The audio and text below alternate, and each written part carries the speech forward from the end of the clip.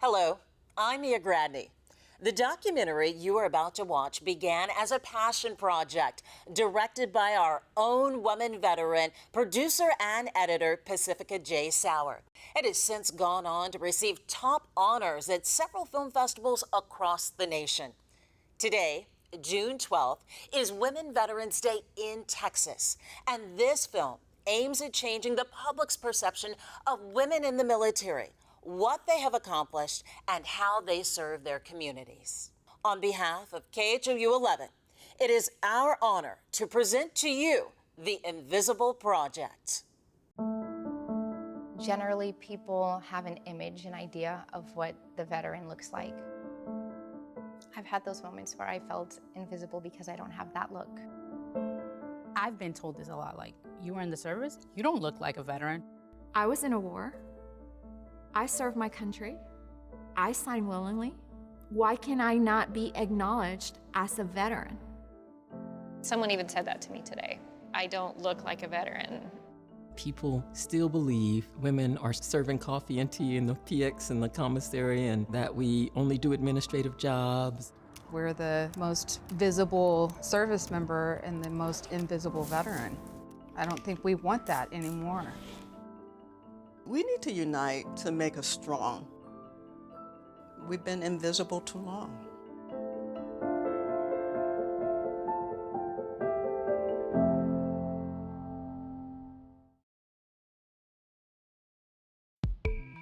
I didn't realize that there would be such a big difference in a man serving and a woman serving. So whenever I joined, I was very naive to that entire fact. My first deployment was Shark, Afghanistan. And it was hell 24/7. Always getting shot at, always having missiles fly over our cop, something all the time. We really didn't have much downtime, and when we did, we would dream about making it back to Germany and what we would do when we did make it home from the deployment.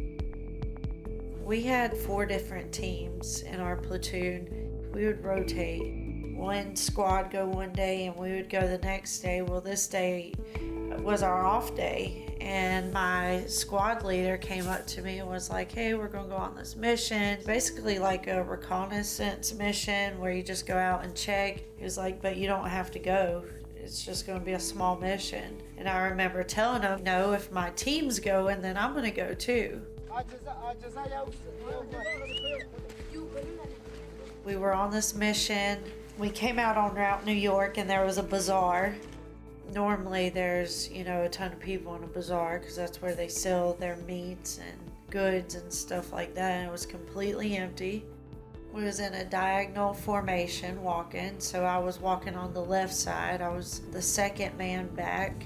I was coming up on an alley to my left, so I got up and I hugged the building, and I remember seeing some random tires, and I was stepping forward with my right leg.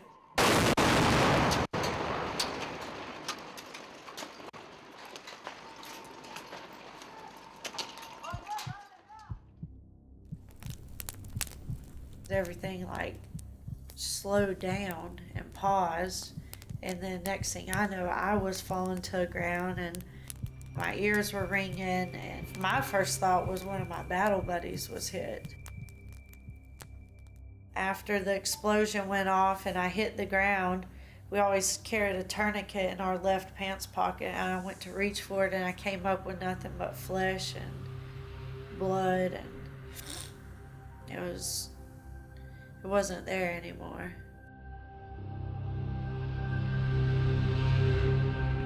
I remember briefly waking up in the Black Hawk. I remember seeing the military medics right there, and I passed out again. I remember briefly waking back up at the Logar province, Cop Shank. After that, the next time I woke up was probably in Germany at Longstuhl. Walter Reed was pretty phenomenal when it came to their medical care. I was one of, I think, 2 female veterans out of all the wounded vets there. I remember waking up in the ICU, and my mom and dad got there at the same time. The military flew them out there, and I remember just the look on their face.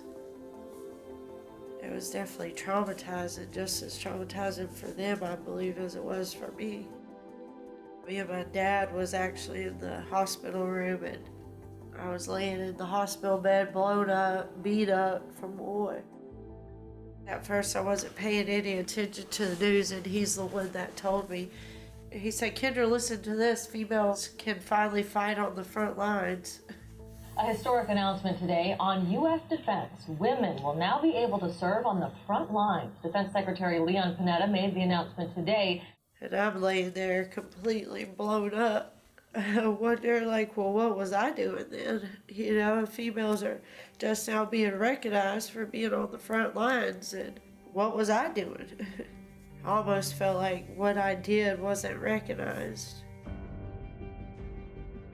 Whenever you get to leave, they put you into, like, I guess a halfway housing where you live on the base, and there's medical care there if you were to need it, but it's not a hospital room or setting. It's kind of like a big hotel. We did a small transition out of the military, but I definitely was not prepared for what was going to happen next. I'll just put some lips on and then I'll be ready to go. All right.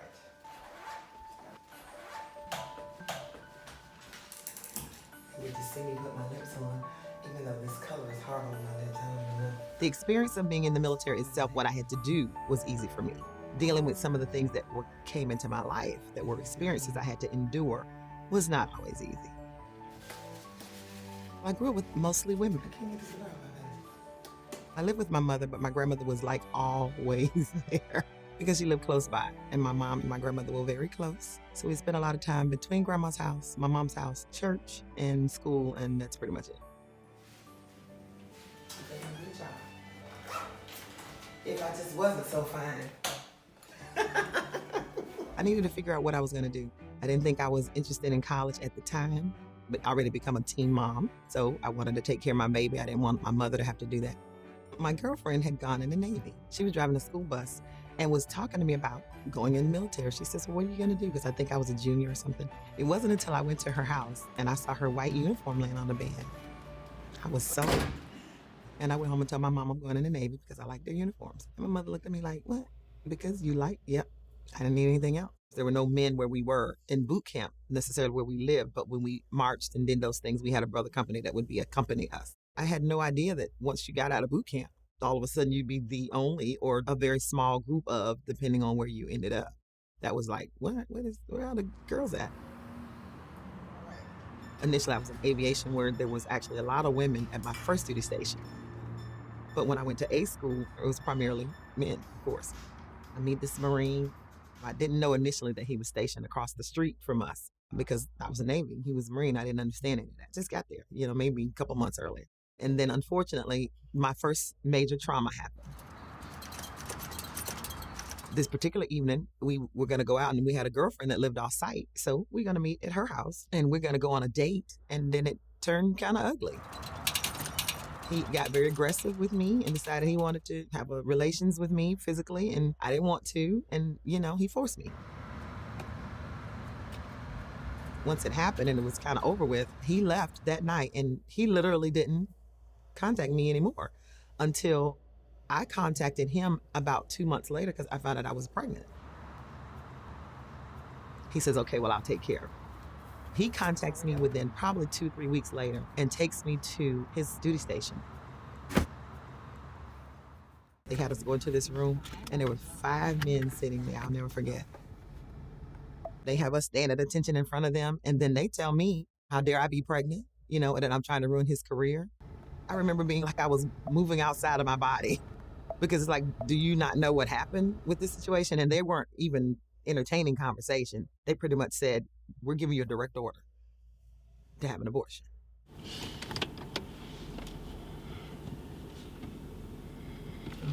And I remember at the time saying, well, what if I don't have an abortion? And he said, oh, that's what you're gonna do. It didn't even dawn on me that I would even face anything that might affect the rest of my life when I went in the military. I went in because I wanted a career and I wanted to go to college, and, you know, military pay, they did pay for all of that, so that's what I went for. But the military is not designed for that. They're designed for the mission. So that anything that needs to be sacrificed for the mission is the only thing that matters. And that's unfortunate because there are real people there. A few months went by because at that time, you couldn't have an abortion without the baby being a certain amount of gestation. You couldn't do it very, very early. He picked me up in a government car, took me to the clinic right there on Little Creek Road. Nobody's going through this with me, it's just me. That particular day, I was so grief-stricken, I couldn't even speak. So I went to the barracks, just bursting in tears and tears and tears. So just all of this stuff began to build up in me immediately. Well, I think about where I am now in my life, that I'm actually going through a transition. There was a time in my life that I didn't think about being a veteran. It's not that I didn't identify in the VA system. It's just outside of that system, there was never a reason to bring it up. Once I kind of started meeting other women who were here in Texas, I found out that there was a lot of women that just didn't identify as veterans, so they didn't have access to any of their benefits. They didn't even know that there were benefits available to them as veterans. And then there was a misunderstanding about what the definition of a veteran was for many women, particularly the older generation, because they felt like that if they didn't go to war, they weren't veterans.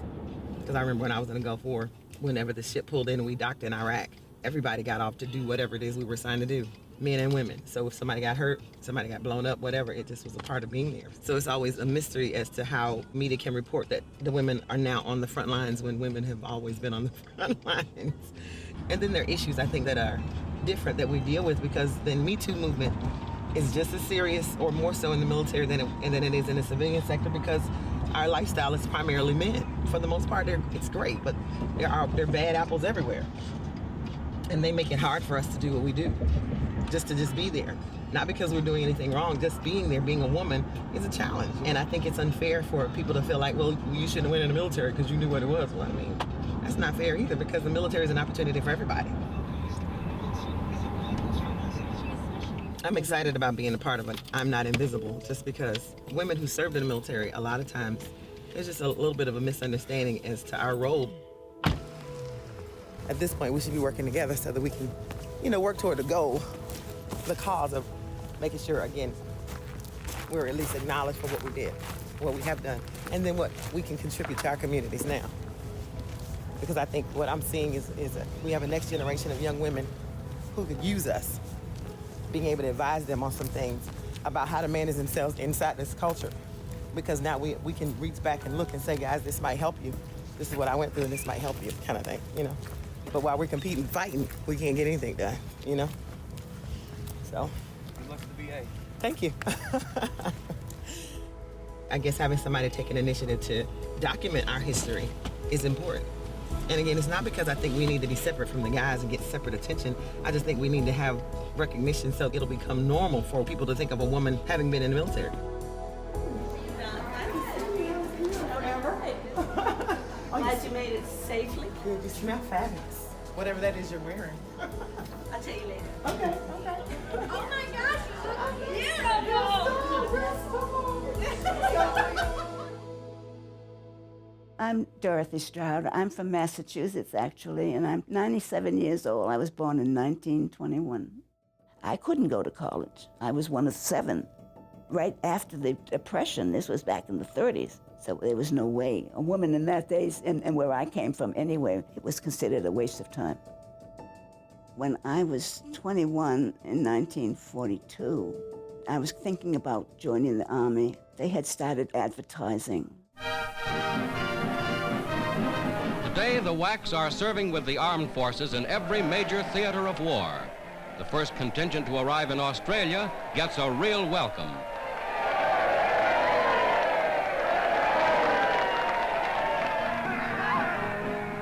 Reporting for duty half a world away from home, these United States Army women are making a vital contribution to the cause of the United Nations. And my family, my brothers and sisters all said, don't do it, don't do it, don't do it. Oh, honey, you don't want to do that. You don't know where you're going to go. You don't know who you'll be living with or who you'll be working with. You don't want to do that. But my mother said, go for it. Where's the photos? I can't find it.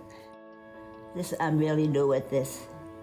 I'm learning, and it's hard because I can't remember. I feel like a pioneer because it was all so new. Ms. Stroud? We had a physical, and they evaluated us before we went into training. Then we went to Des Moines, Iowa. All right, so I understand we're getting you some new hearing aids. So first thing we need to do is do a new hearing test. Okay. Make sure that nothing has changed there, and then we can get you some hearing aids ordered, okay? Okay. Come on in here. Part of the training was done at that time with men. I'm going to put some earphones in your ears. When you hear the beeps, I need you to press this button, okay? Because there weren't enough women yet available to do this. They were all pretty new, like I was new.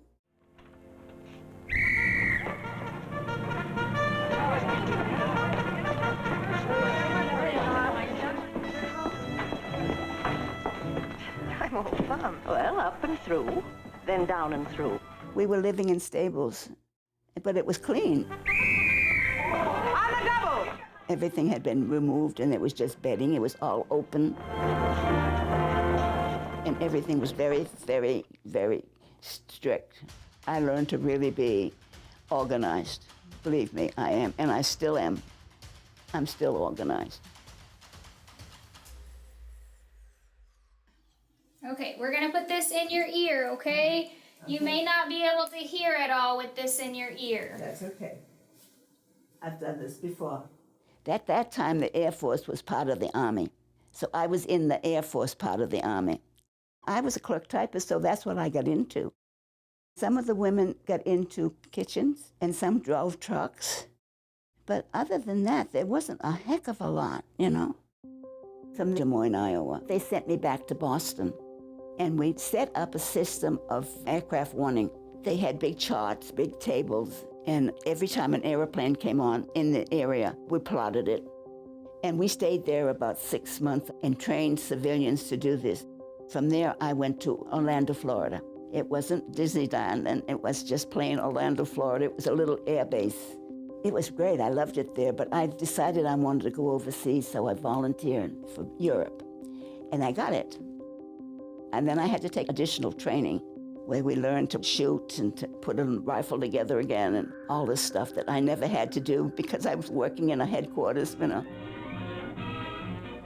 Thousands of WWIIs volunteer for overseas duty, eager to serve in the actual theater of operations, the goal toward which they've worked and trained. I crossed the Atlantic Ocean in 1944 on the Queen Elizabeth. She's the sister ship to the Queen Mary. And we were unescorted, and we zigzagged across the ocean to miss the U-boats. And it was 5 days and 5 nights of terror. And we landed in Scotland.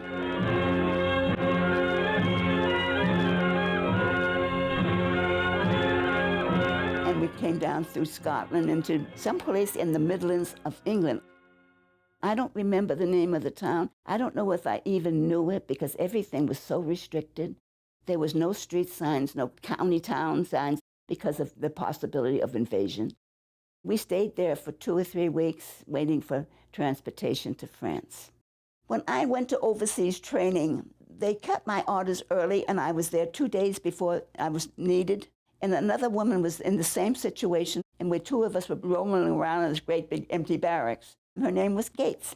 I called her Gatesy. She called me Dryden. That was my last name at the time. And she went on the ship with me. We went to France together, and we worked in the same office. But the English Channel, we just did it overnight. We'd get on it. It was everywhere. It was really hush-hush. We didn't know what time we were leaving from. It was rough. The channel was really rough. But we got along. We got fun.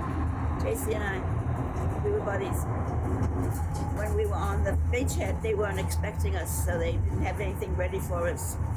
So we had to sleep on the ground until they got stuff. It was raining. and it was cold, but we passed it up. Every night we'd just take our shoes off because they were so muddy, you know.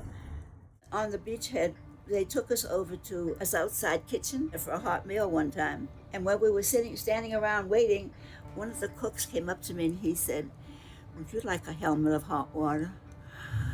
I said, "Oh boy, would I ever."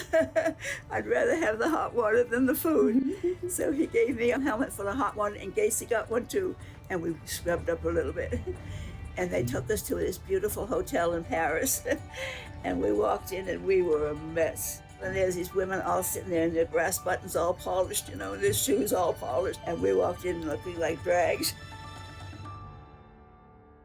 JFK was president. The Beatles invaded America. Governor George Wallace of Alabama at the time declared segregation for the whole state of Alabama. Dr. Martin Luther King did his I Have a Dream speech. A lot of things were being stirred up at the time in 1963. I was at UCLA. I was in my 5th year of med school when the female recruiters came to our campus. They were interviewing a lot of the female students, and they had a list of names, and my name was on that list. The Vietnam War was going on at the time. It just didn't occur. That was why we were being recruited, because they needed women. At the time, women were nurses or administrators. Maybe 9 months up the road, they sent a bus to campus to pick us up and take us to the MEPS, to the Military Processing Center. So we were called WAFs, the Women's Air Force. The WAF and the WACs, they were actually fully enlisted. Even though they were officers, they were called enlistees. They didn't distinguish anything different like they do today.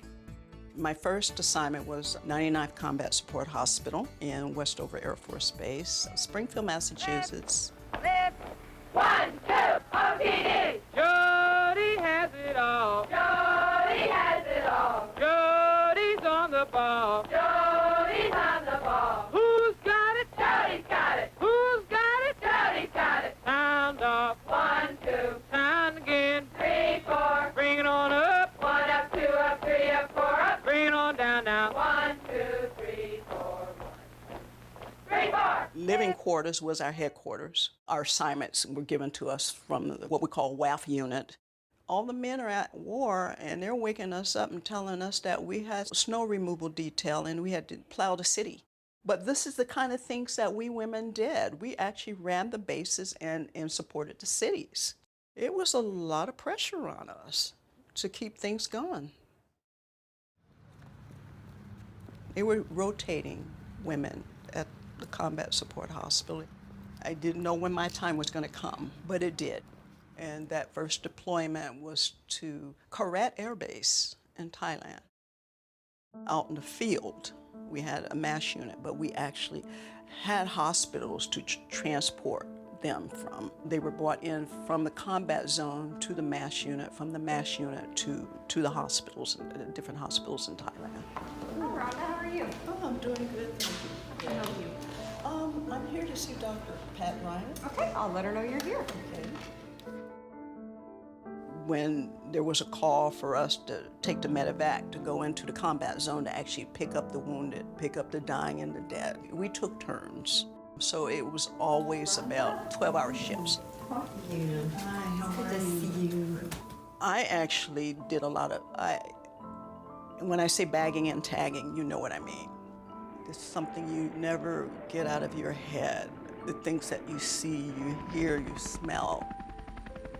The thing that was interesting to me as a member of the Army Nurse Corps is that there was a real respect for rank and who you were, regardless of what your profession was. And so, you know, nurses in the military, we were tight. The men and women who become Army nurses may be student nurses or graduate professional nurses who have had hospital experience. To each, the Army Nurse Corps represents the epitome of the nursing profession.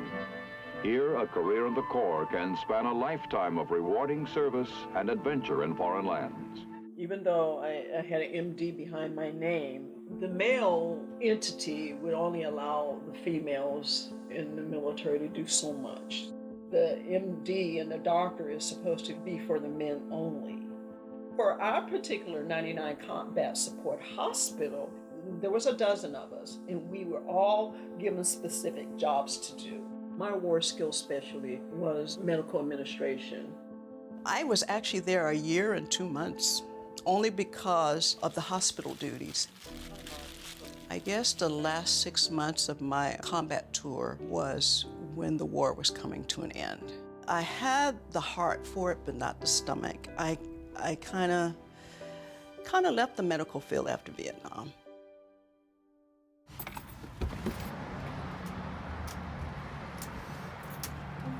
I got out of the military, I lost contact with everyone. I went home and fell into a deep depression and became best friends with my pain meds. I got really addicted to them. We have a tincture as well, so it's going to be a little more potent than the shot. Instead of doing the shot, you do 1 to 2 of the droppers sublingually underneath. I went to the VA for help, and instead of helping me, they just took me off of them. So I went to the streets to find pain meds. And I ended up isolating from everyone, and that turned into even a stronger addiction of heroin. I just was headed to prison. The same freedom that I fought for, I was about to lose to this addiction. I used to be a strong soldier, and now I'm in jail as a heroin addict. And I didn't know how to come back from that. I wanted to change, I just didn't know how to change or where to begin. I wrote my congressman, Jody Heiss. He got a hold of the VA and assigned someone through the VA to help me get into drug court and get into a drug rehab program instead of going to prison. Thank you. We appreciate it. Oh, no problem. Have a good one.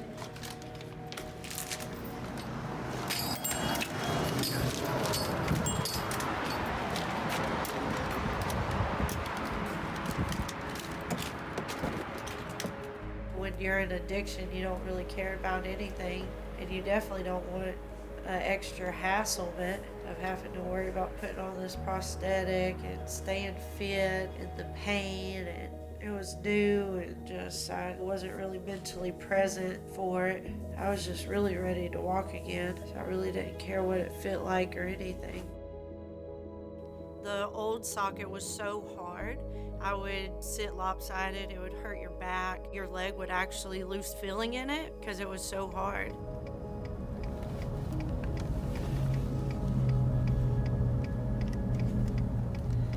Tastes like herbal tea. And I only did like 3 little drops because I'm scared. So I just slowly never walked again.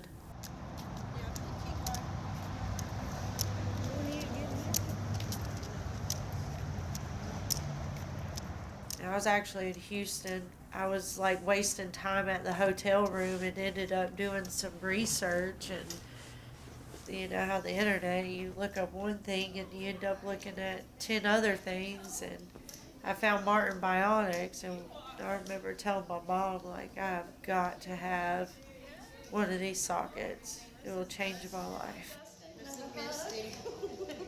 I was actually leaving Houston, and I was saying bye to Valerie, and she asked me what I was up to or what I was going to do now, and I said, oh, I'm about to get a hold of Martin Bionics and reach out to them, write them an email and see how I get one of these sockets made. And in passing, she was like, well, give me the contact information and I'll write them. And so I did.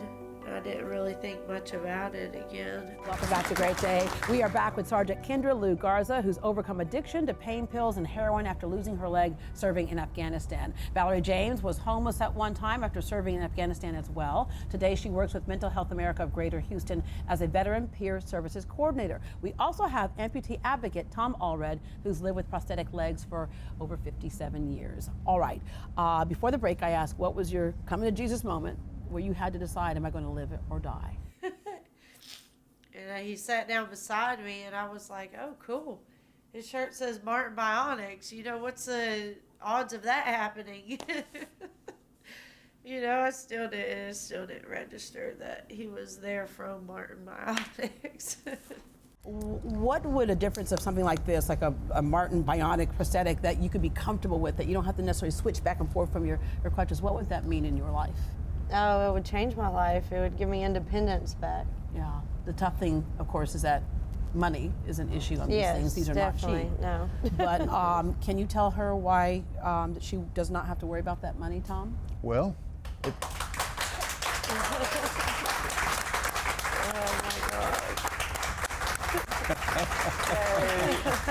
Yay!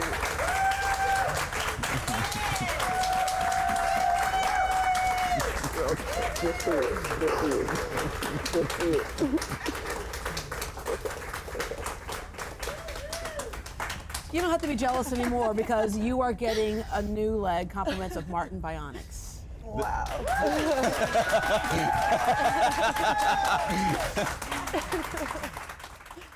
Everybody's excited about this. Everybody was like, don't stress about anything, just focus on the trip. And so I didn't. I've hit so many blocks this year trying to reach out to try to figure out a way to get more awareness for women veterans, and there was just, they were astounded. No support at None. None. That's like why I get such a crazy look when they find out, like, you know, I'm a female vet that got injured in combat. They're just like, holy sh**. They're just jealous because they Like, know wow, they really do. It's almost like an aha moment for them. Like, wow, they really do serve. I'm really in Oklahoma City about to get this awesome socket made. So it's very surreal.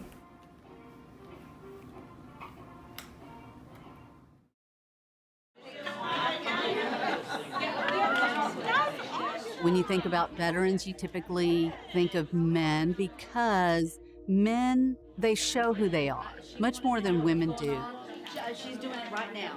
I joined the Air Force in 1980. I was a linguist, and there were actually quite a few women that were at the language school the same time that I was. And a lot of the women that I was actually at the language school with went with me to Korea.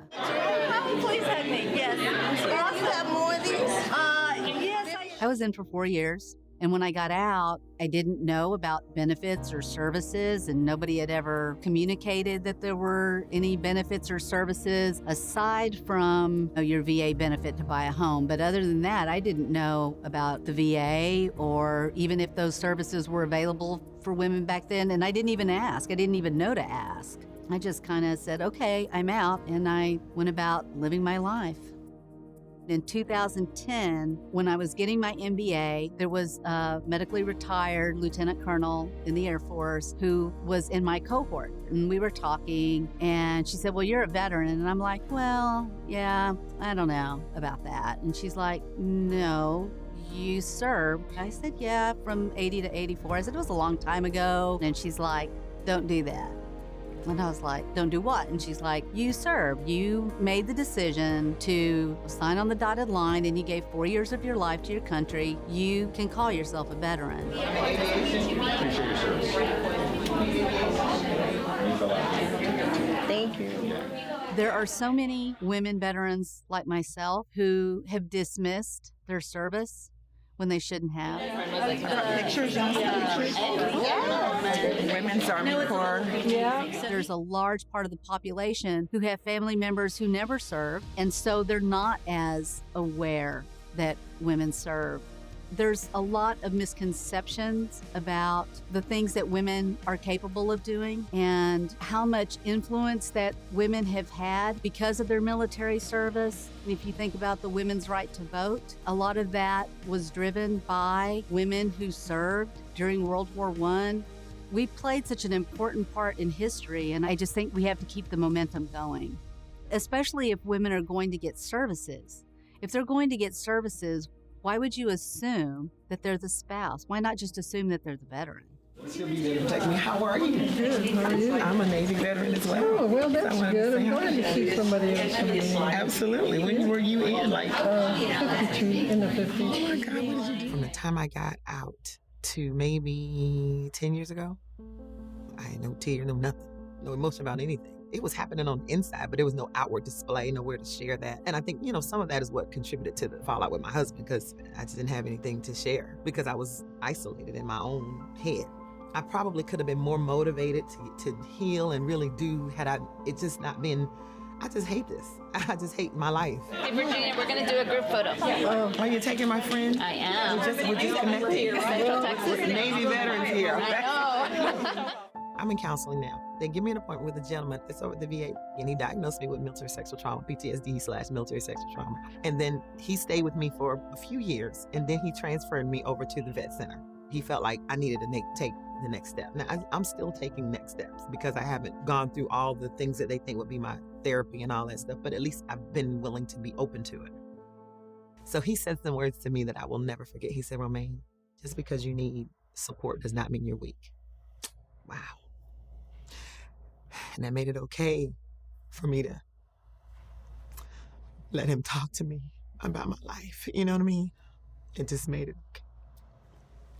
Oh, God, it made it okay. Because I'm not weak. I'm not,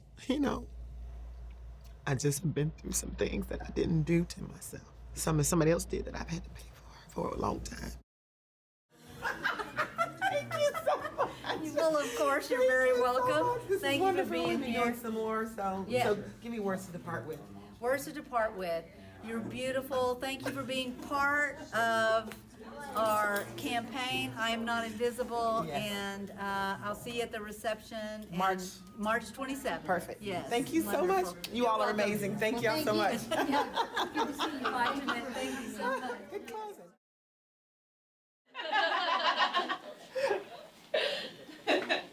Who did that?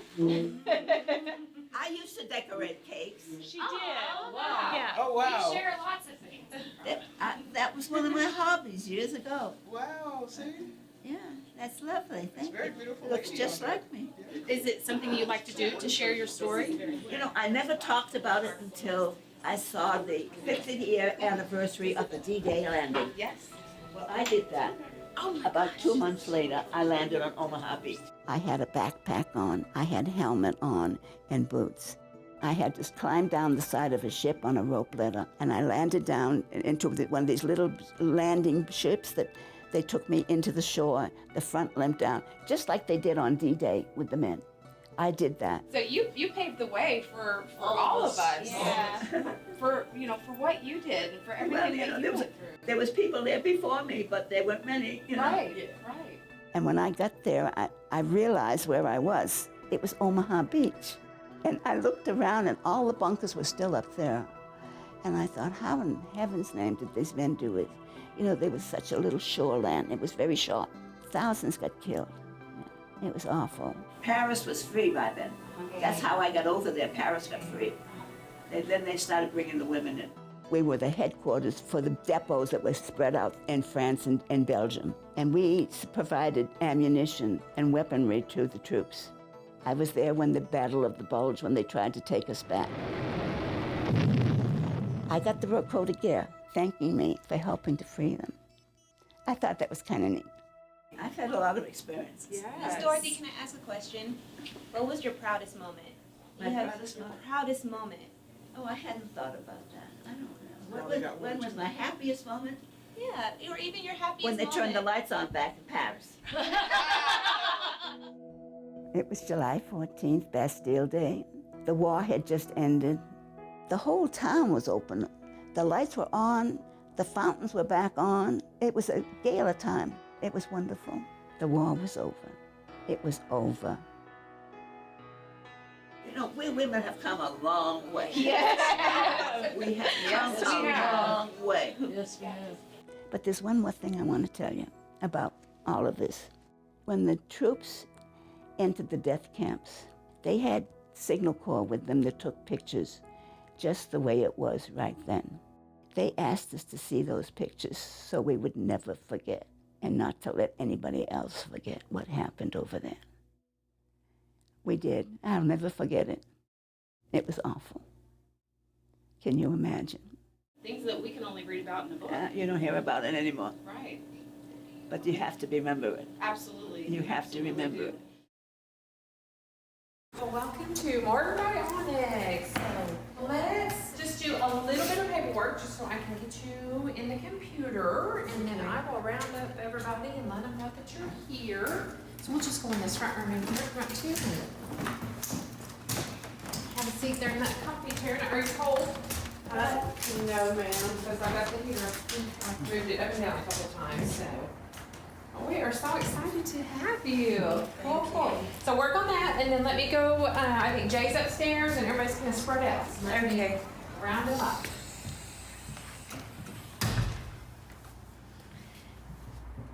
Yeah, we was just sitting in the lobby, and this guy comes walking in, and he's like, "Hey, I'm Jay Martin." This is Amy and Sierra. Hi, how are you? How are you doing? I'm good. I'm Kendra. We've actually met a really long time ago. Yeah. I shaped your leg one day. I shaped your butt cheek. Oh, specifically. Yes, I remember you. That's right. Savage? Yes. It's been a minute. Yeah. You ready to get started? We can always set this to the side and then we'll come back to it. Okay. So real quick, when's the last time that you have worn anything? Like 2 years ago. 2 years ago? I just instantly got tears in my eyes when I was shaking his hand. It was just real emotional and overwhelming to meet someone else that's made this whole thing come together. Okay. How did you spray alcohol over this whole thing and then kind of slide into it? Yeah. Who made this last socket for you? Hager. Okay. Hager in Athens, Georgia. Okay. Great. So we have this saying here at Martin Bionics is that we build lives, not sockets. And that is core to our DNA as a company. As a clinical practitioner in prosthetics, I realized that many of my patients' functional abilities were limited not as much by their amputation as by the lack of technology in the field. Conventional prosthetic sockets are static, they're hot, they're rigid, they're heavy, and can be very uncomfortable for many users. So in creating the socketless socket technology, we're able to create a technology that is more conforming, more comfortable. The complexity of Kendra's injury makes fitting her prosthetically very difficult. Her limb is very short. She has a large muscle belly to the front. She has a scar line right where a traditional suction socket would need to seal to maintain suspension. The process for making Kendra's socket started just as any other prosthetic process would. We start with a cast of the residual limb. So we have the perfect mold of her limb shape and how it sits on her body in space. And that gives us a good place to start. We got good suspension. There it goes. Okay, have a seat.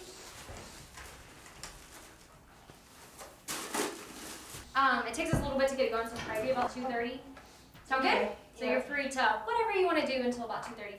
Do you want to leave the liner on? You want to take it off and leave it here? I'll leave it on. Does it feel good to just have pressure on it? Yeah, it does. Yeah, go for it. It's a whole new process. All right, we shall return to the room we had before.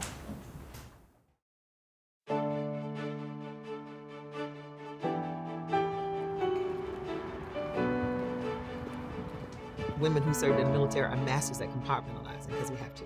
We all know what it means to perform whatever your mission is, and you just got to focus on that. At the end of the day, I think all of us need to be working on something as it relates to women moving forward and having success if we serve in the military. That's just the way I see it. Oh, wow, this is pretty cool. I like that one. And I think we'll find our best self if we can incorporate who we really are as women into being veterans. I feel like she actually doesn't know what she's doing. And then being able to acculturate by bringing our mantra of never leaving anyone behind. This camaraderie has opened up for healing for them. I can say for myself, I didn't even know I needed this in my life. That there's other women that think like me, that just get me. And I don't have to be anything different. I don't have to put on a mask. I don't have to add anything. I don't have to take anything away. I can just be me.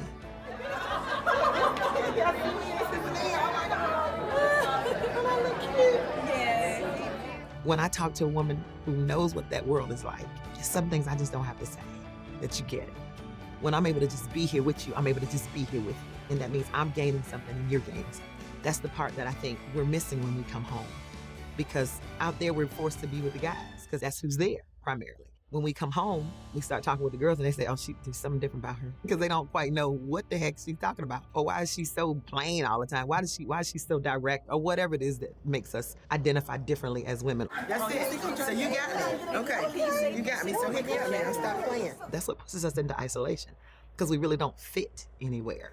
This exhibit is part of the national campaign, which aims to elevate public awareness for the vital role of women veterans have played in national defense. Further, it encourages all women who serve to identify as veterans and to utilize the benefits that they deserved. The 30 women recognized here this evening represent every conflict from World War II to the most recent war in Afghanistan. They come from all over the state of Texas. Their stories are the history of the past and the beginning of a new era, when every woman veteran can say, I am not invisible, I am a veteran.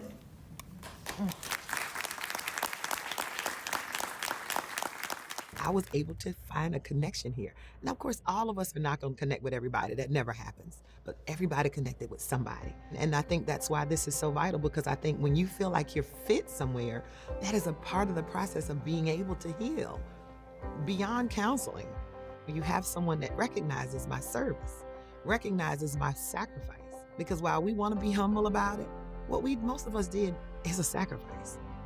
People appreciated that. These women veterans appreciated that. And I can tell by the response even now on our social media, as people are still responding and engaging with us and asking what's happening next. There's an interest that's been piqued.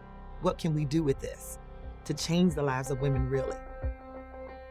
Things have changed so much since when I went in that I really can't complain. I can't, because when I went in, it was not a career. It was something temporary. There was no thought about staying in and retiring. I came home. I went to school for 2 years under the GI Bill, and then I went to work. I went to work for an advertising agency, and I loved it. It was kind of a crazy place, but it was fun.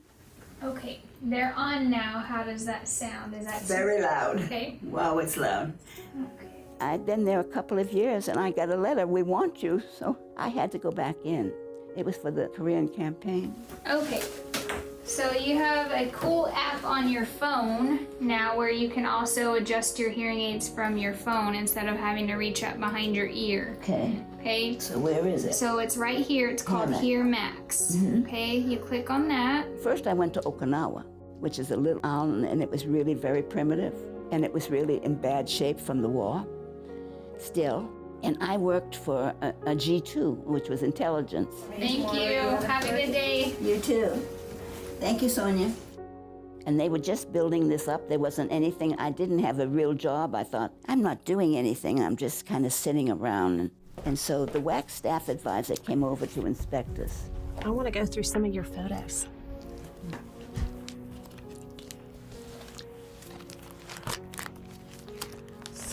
Tell me about these. Oh, tell you? Yeah. Well, this is my typewriter. I didn't do any of the work. I just handled all the paperwork, so I knew everything that was going on. Oh. It was kind of fun. I bet. And this is part of the women that I worked with at G1. And the woman in the center is WWII staff advisor for that section. She's the one that visited me in Okinawa and asked me what I was doing there, and I was happy, and I said, no, I didn't have a job that I enjoyed. And I said, but if I was in Japan, I'd fill up a full tour. And 2 weeks later, she called me and she says, pack your bags, I got a job for you. So I went to Japan. We worked in a building that was a replica of the Pentagon. It was fabulous, and it was loaded with generals. Believe me, it was loaded with generals. Every department had a general head, even mine, you know. This is General Peplow. He was our chief at 8th Army Headquarters in Japan. Okay. Up until that time, I had a colonel, and they brought him in, and just in time to give me an award. Oh, well, okay, good. I put in 5 years on my second enlistment. After I got home and got out of the service, it was in the past, you know. Do you feel like you're a veteran? Yes. Have you always felt like that? Yes, because I've done a lot. You have, but you never talked about it. Well, I didn't because no one else did. But really, I've talked about it more since I've been here. Some of the women there got onto the fact that I was military, especially Joe, our friend, you know. Right. And so I just told them what was going on, how it had been for me, you know.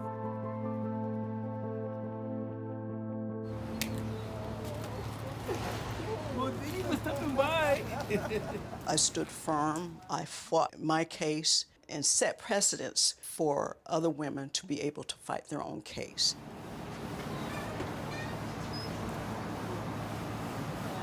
Yeah. Today's cell phone, solid steel. They don't make them like this anymore. Oh yeah. Oh yeah. It's not bad. They approached me about the memorial in the 80s. A few of us who did go to combat as nurses who were out in the field, we started doing fundraisers and asking for help doing a memorial because we didn't want to be forgotten.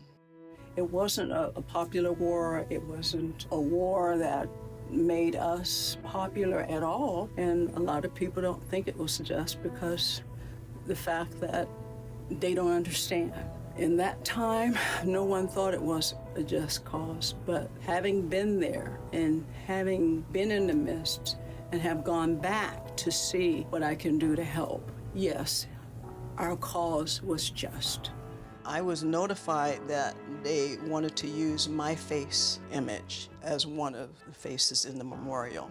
They decided to do that because of the fight I put up with trying to do something about the problems with sexual assault, sexual harassment against women in the military. It took us about a good 10 years. So from about 83, 84 to 93, it came out of our own pockets. We paid for the memorial ourselves. Once women get together and unite and stand firm, I think that they can elevate us. And that's what we need. We need to be elevated. When we planted that seed in doing the Women's Vietnam Memorial, we took the leadership role, hoping that others will follow. And I'm just one person. However, it only takes one spark to start a wildfire. They actually use images of a lot of us. If you ever go to Washington, D.C. to see the Women's Vietnam Memorial, I'm the one that's looking up to heaven. We female veterans have a gift. Don't hide that gift. Don't shy away. I have no contacts with any of the women that I knew from Vietnam. I don't know where they are now. I don't know if how many more of us are still alive. But we need to unite to make us strong. And when we talk about the Time's Up movement or Me Too movement, the female veteran still is not heard. If you told them you're a Vietnam vet and they say, yeah, right, we've been invisible too long. Yeah. Today's the day. It is. I'm so excited. Super excited. Hi, you're something to me. Didn't you? I think I said it easy. Your first picture was amazing. All right. Oh, there it is. Here it is. All right, I gotta take these blue jeans off. That's okay.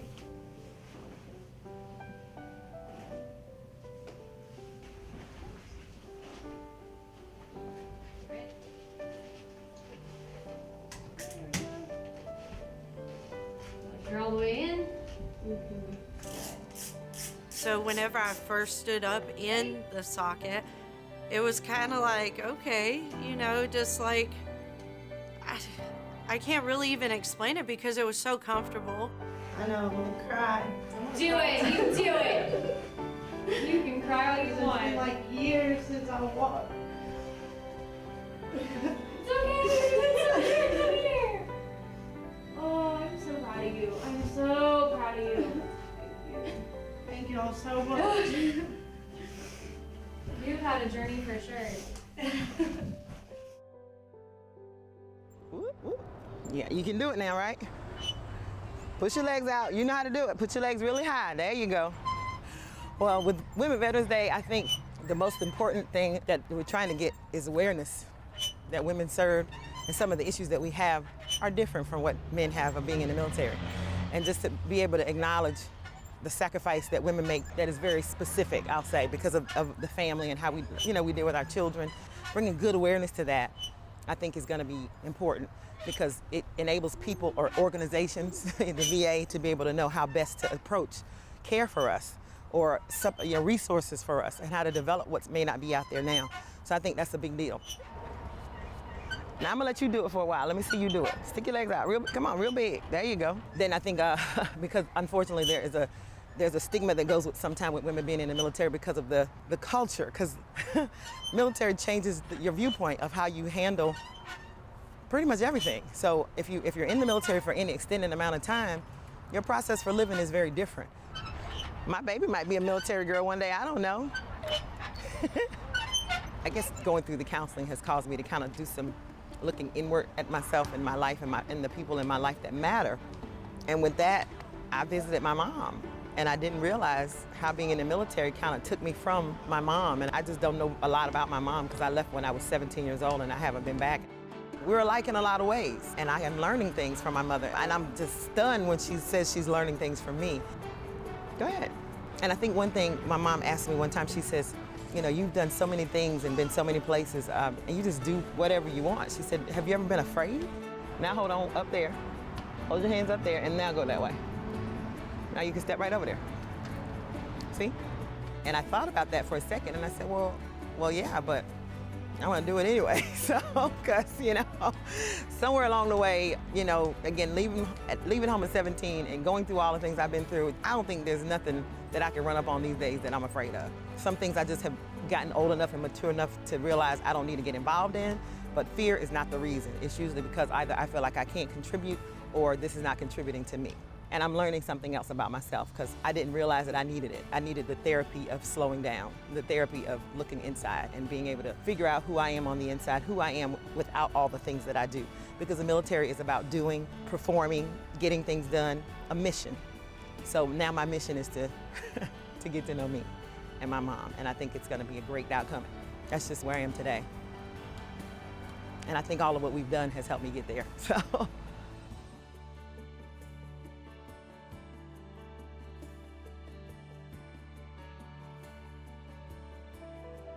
I thought at the time it was essential to go. Boy, it's a long time ago. I met this lady, a Hispanic lady, and she is a general.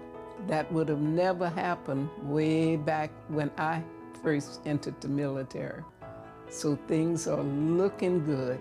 I tell you, I stood next to my sisters when they were looking at the Women in the Military stamp. And I thought, if only I could be one of those women that make a difference. Not only on myself, but my kids, and then anybody that I meet. I try to make a difference in their lives. Depending on what we've been through in the military, we transition past like it didn't even exist. We blot it out. But yet when you see us together, coming together and talking, it's like the happiest moment anyone's had in a very long time. It brings all that back, and it brings back a sameness and a saneness. You feel like you're the only person that's going through, and you're not. And as long as we band together and put our hands together and figure out like how to help each other, we will. Come with us. Let me show you where you can go and have community. Let me show you where you can go and have support, because it's amazing to be able to be around other women. It's important that the generations to come will see the sacrifice and the hard work that women before them put in to make sure that women veterans are honored and not forgotten.